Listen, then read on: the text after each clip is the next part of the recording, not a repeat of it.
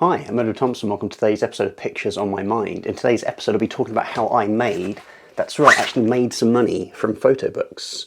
There'll be lots of people who tell you there's no money in photo books. I think I remember seeing a publisher who actually printed a bag saying there's no money in photo books. Well, that's not true, okay? And the reason why it isn't true is that if you're a photographer and you learn a very particular set of skills, then you'll be able to basically self-publish, okay? You'll be able to make the book on your own. And that's what I did. And I've got, 2 books out now in a series. That's why I've got number 1 and 2 in the title. And this book, In Regard to England, I published in 2021. And yeah, it sold really well. And it was pretty well reviewed. I had some great press on The Guardian, the British Journal of Photography, lots of other places ran articles on it. And yeah, that was all really cool. The work in the book was shot over 20 years, and it probably, I probably could have had it published sooner, but I did this really silly thing where I kind of was waiting for the call, you know.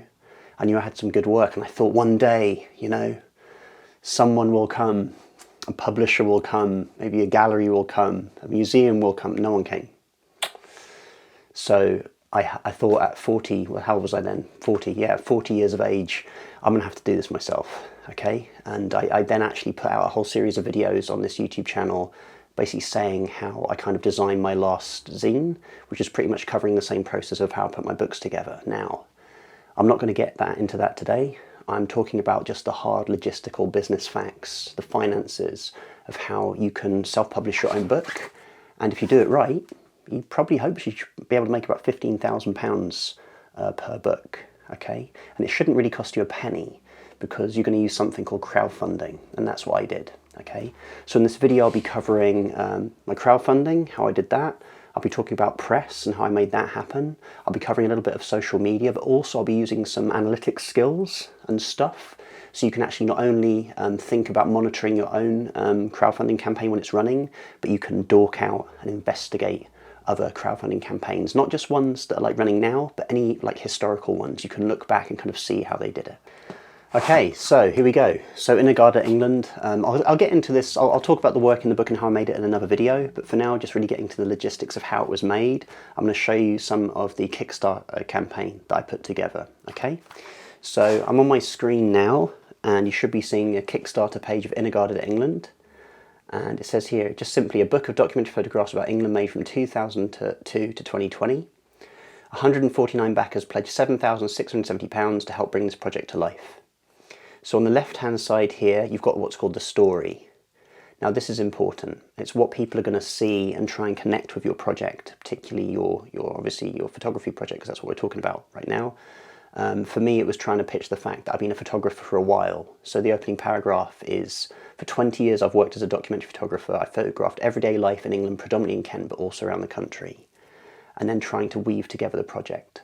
Looking back over the photographs, certain themes have revealed themselves. Nostalgia, the rise of nationalism, the bizarre, protest, moments of serendipity of strangers, and the sublime of the everyday. Okay? So it's me trying to get kind of my point of like, you know, it's the elevator pitch, isn't it? It's like that quick 20, 30-second pitch of kind of what your project's about.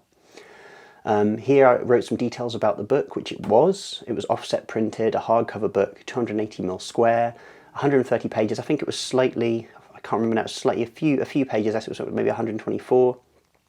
Debossed photograph on cover, hot foil with debossing on title and cover. And yeah, as you can see, on the screen was my little kind of Photoshop mock-up of what it was going to look like. And then here is the kind of finished article. And that's kind of, looked pretty good. So there we go.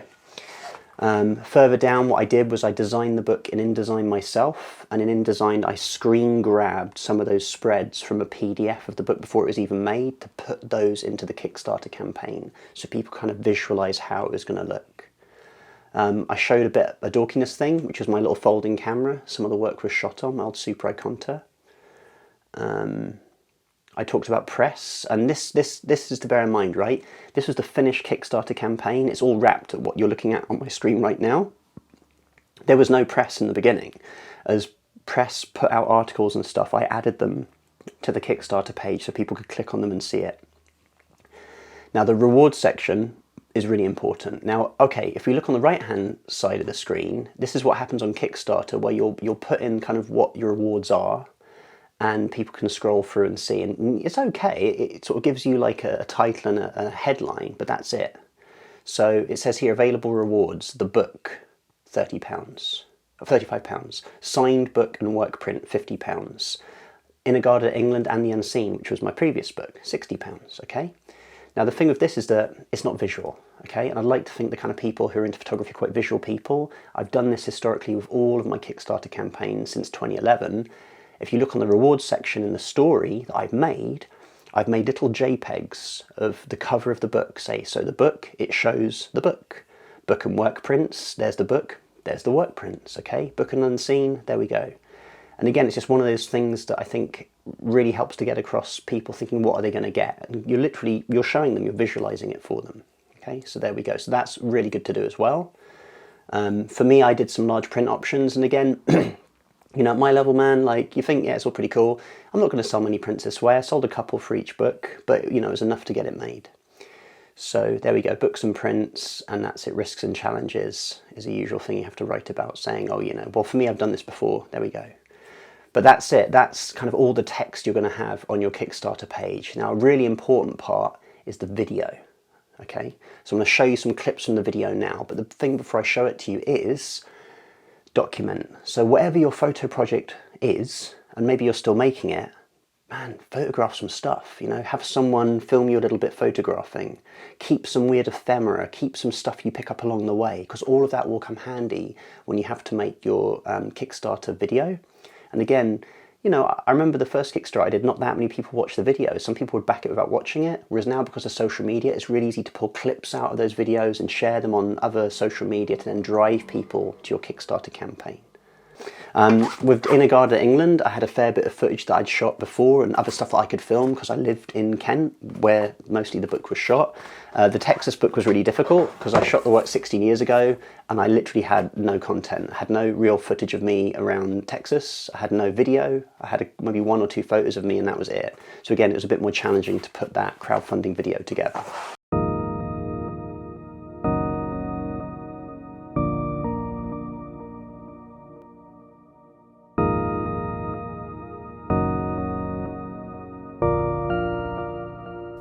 For the past 20 years, I've photographed everyday life, predominantly in the county of Kent, and I'm now trying to make a book of those photographs.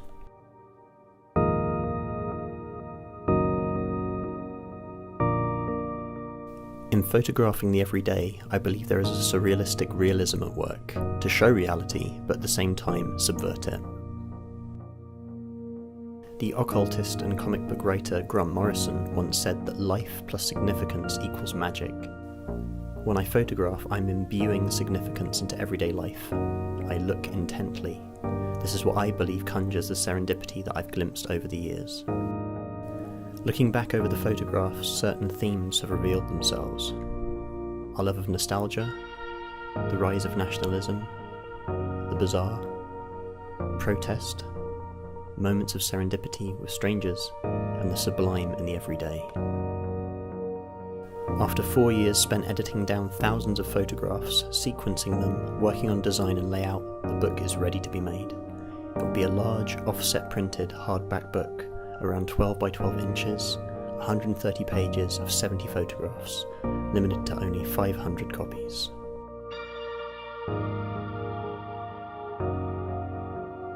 For over 20 years I've made this work the same way, going out with my camera, meeting people, and it is interesting to see how my visual style has enshrined itself with images from 20 years ago looking like I made them yesterday.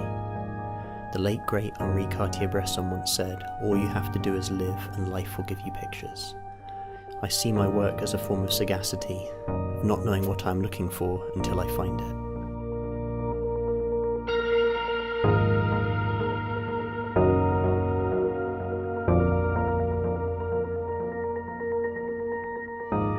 There's something about meeting a stranger, like meeting yourself.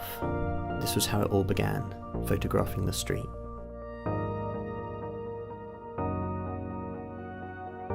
All the photographs in the book were shot on 120 film cameras. This isn't an affectation, it's the way I began working 20 years ago. I am at heart a photographer who tries to capture moments. The tough thing with film is not knowing what you've got until the film's developed. It's like Schrödinger's film camera. The photographs are both amazing and terrible, and you won't know until you can look at them.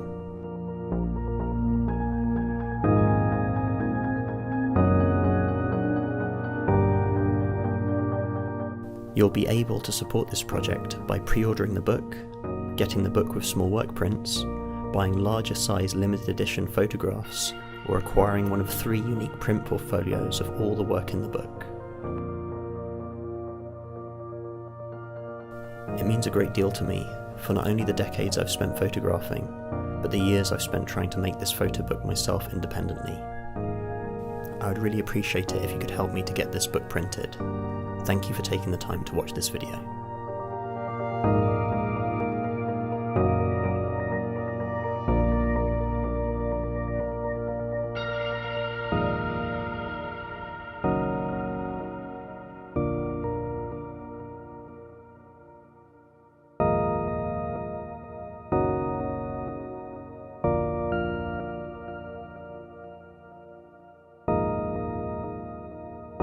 Now, one thing that is important with your Kickstarter campaign is the length of the campaign. Kickstarter will try and push you to do like a 30-day campaign. Now, I'm pretty sure I'm a loser, so I always do like a 40-day campaign. My last one was 42 days for a couple of reasons. One is I know I'm generally, given an experience of me in my life, just going to limp over the line and make it at the last minute. But secondly, if you're trying to get press involved, press, even when it's online, they can have quite long lead-in times. And a lead-in time is from you contacting them to do an article about, say, a project, and them actually publishing it. And obviously, man, the worst thing you want is struggling to get your photo book crowdfunded, and then like someone puts out an article and the campaign's finished and you haven't managed to fund it. If you've managed to fund it, it's okay. You can put a link at the top of Kickstarter redirecting to your website where you're selling what's called like pre-orders or pre-sale books, because you know you're going to print the book anyway. But obviously if you haven't got over the line, man, that really sucks. So really important thing to factor in, that you've got enough time with your press. Press, again, an interesting one. For me, I'm a documentary photographer, and generally, especially with Innergarden England, there was sort of elements connected to, say, the rise of populism, so Brexit, lots of stuff to do with like kind of weaponized nostalgia and all kinds of fanciful stuff like that. So there was things that people could see in it that they could recognize, like, oh, that's something that I'm aware of, a certain event or whatever. So that means that generally with like kind of editorial outlets who are like news-based, they're going to kind of like it because they can actually see what it's about. Of my book, 3 books back, The Unseen, it was all crazy stuff shot on infrared colour film. It was kind of tied to lots of scientific ideas that scientists use. So again, I had different outlets there. Some outlets who were dealing with more science-related subject matter would then publish that in editorial. So when you're trying to think about press for your crowdfunding campaign for your book, don't just think, I'm a photographer, it has to be Photoland press. It doesn't. Try and think about what your subject matter is and how that can connect to different kind of markets, really. Not market's a terrible word. You know what I'm talking about. Different people. People who are not necessarily just interested in photography, but interested in whatever your book's also about. So I'm now going to show you some of my website as it is, with a page I've dedicated to Innergarden England. And this is what I said before, was that let's say your Kickstarter is successful but finishes, there can be a number of months while you're finishing that book and getting it, wanting to get it printed and getting it printed and then bound and distributed. So you want it on your website, have a place where people can pre-order copies even when the campaign's finished, because there could be anywhere between, I don't know, man, 3, 6 months, a year for some people between the Kickstarter campaign ending and the book being published. So here on my website, you can see my Innergarden England page. I've done a little sort of like running photo of lay flat photos from the book, which you can see here. Details about the book, so offset printed, hardback, debossed, 296mm, 124 pages, 500 copies, how many are left, and more importantly for me, I went the route of having an ISBN. In the UK, you can buy ISBN numbers for your book, I think in packs of 10, so like 10 at a time. I think I paid like 120 quid or something like that, and buying them per ISBN is a lot more money. I just thought it was a nice thing to do to actually have that. So yeah, I went for that route. You might not have to, but that's something I chose to do. For book press here, I've listed Another Magazine, The Guardian, the British Journal of Photography, World Photo Organisation and Telex, which is in Hungary, and then some places that are stocking the book. So Tate Modern, Tate Britain, Margate Bookshop, Donlon Bookside Gallery, Photographers Gallery in America, Photo Eye, in Spain, Dispara, Germany, Builderband, Hungary ISBN, and Italy, Studio Faganel. And then some, again, really important when you've made the book, some nice photos of the book, okay? So I've got a little white background. The lighting, literally, is just a bare daylight bulb that I used for like looking and colour, sort of correcting my wet proofs. So the lighting looks kind of nice, but it's just, that's all that was. And then what I've put under here is some quotes from people who said nice stuff about the book. And yeah, bizarrely, although I got a fair bit of press for Inner Garden England, it's crazy now. Nobody does photo book reviews anymore. I think I had one photo book review, and that was in like the local newspaper where I live. But what I did find was a load of people saying cool stuff online. I said, hey, you know, can I quote you? And that's what I put in here. And at the bottom you can see the Inner Garden England video, which, you know, you make a good Kickstarter video, you can use that. That's really cool, man. That's something, you know, you can use after you've finished it. So that's something to bear in mind. So, social media will be like a huge part of your Kickstarter campaign. When I first started doing crowdfunding back in 2011, the thought of someone randomly going through Indiegogo, which was the website I first used to crowdfund my little photo book on Occupy London, I didn't think anyone would randomly just be kind of shopping on there, like, oh, what can I back? And I think I even said that in like a lecture I gave like in 2012 about making the book, whereas wow, how stuff's changed. Now, with the photo books I've made in the past like 3 years, loads of the crowdfunding money has just come through Kickstarter. They've come from literally people just stumbling around on Kickstarter and finding the books, which is pretty cool, okay? Other thing you need to do, obviously, drive people to Kickstarter as well, and that's where you have your social media. So with Inner Garden England, which was the book published 2021, and then with the Texas Hill Country from this year, big push I did mostly on Instagram. I'd share a fair bit on Twitter, but the weird thing is Twitter seemed to bring in a lot more money, and you can check this out basically when you start looking at your Kickstarter backend. So let me just fire this up now. So here basically I'm looking at the back end of my Kickstarter campaign from Inner Garden England, and it launched 2nd of September 2021 and finished 14th of October 2021.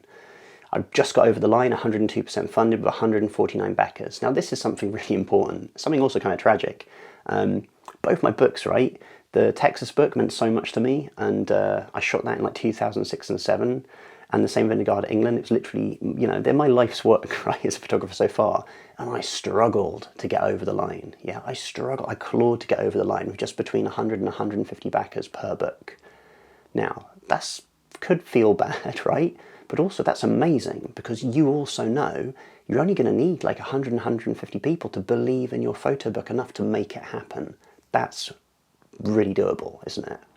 That's really doable. So, and once you've got the crowdfunding for the book, like for me, I knew I needed to give the publisher like $7,000, and wouldn't you know, I raised enough.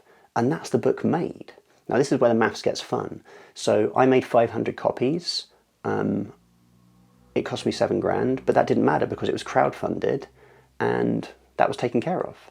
I think I had to give out, 150 copies to get it made, which means I had 350 copies to sell. Well, you know, you're selling it at, let's say, just imagine £40, 350 copies times £40, and you're self-published, that's all profit. If you're selling it directly through your website, that's all your money, okay? But anyway, back into the data here. So I'm looking at this here. Now this is something important to talk about. This little graph here is the funding progress, and you can see most crowdfunding campaigns, there's a nice big jump right at the beginning, and then there's little stages which are called plateau stages. Now I was very lucky in Inner Garden England, and The Guardian came out swinging and did an article for me. Can you tell which day the Guardian article dropped? That's right, that day, and bang, I think it was like, yeah, it was only £1,000 of funding in, more than £1,000 of funding in one day, which for my kind of Kickstarter campaign, that's huge, you know, that's a massive chunk. And the same again with the day after as people were sharing it. One thing that was interesting with my Texas book is the day that article came out in The Guardian, Liz Truss resigned, and it buried the article. That's right, loads of thought pieces about Liz Truss disappearing as Prime Minister after like a couple of weeks and being beaten by a cabbage. Damn you, Liz. So yeah, so there you go.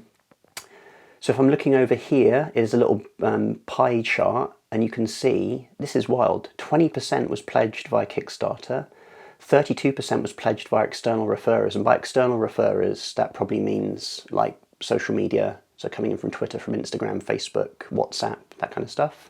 And last but no means least, 47% pledged via custom referrers. Now, was I on top of my stuff here? Yeah. So I made up custom referrers for this, and if you scroll down, is it this page? No, it's when you're putting the campaign together, you can make custom sharing links. So as the people click on those links, you're actually seeing where the traffic's coming from. Rather than just a generic link where everyone's using the same link to go to your Kickstarter page, you can set a separate one so you can monitor that traffic coming in. Now, this is what I wanted to talk about now. This was social media. So I needed to raise 7.5 grand. Instagram, 41 people bought books via Instagram, 26% of my funding just from Instagram, okay? Direct traffic with no refer information, that might have been a link in an email possibly, something like that. I had some traffic coming in from my website because obviously I put a link on my website, and again, pretty cool, man, that was 15% just from the website. And what I mentioned earlier, internal Kickstarter alone was 5%. That's a big chunk. Just random people scrolling through Kickstarter, oh yeah, I'll have some of that. That's pretty cool. So again, that's something really good to consider. Facebook and Twitter, I was surprised how little this was compared to how much funding came through my Occupy London book in 2012. This obviously was crowdfunded nearly 10 years later, so obviously a big swing change there of only 3%. Embedded widgets, Facebook, advanced discovery, basically lots going on here, lots of different stuff. But yeah, pretty groovy. Project video plays here, so although it got viewed a lot more times, only 773 people played the video, which is pretty wild. And only 17% of people actually watched the whole thing. But you know, it was enough. This is your reward popularity, and I've got to say, guys, right, this big giant bar here, it's not coming up, but yeah, it is. Early bird special, which was only 30 quid for the book, which is crazy because it was like 12 inches, 124 pages, hardback, offset printed. But anyway, they all went OVs. The book again here, but this is always fun. I've always done a thing with my books where it's the book and a small print or a couple of small little work prints, probably sometimes just the prints I used to like do the sequencing for the book, and people love that. So 17% of backers went for that, and that was like nearly 20% of my overall funding for the book.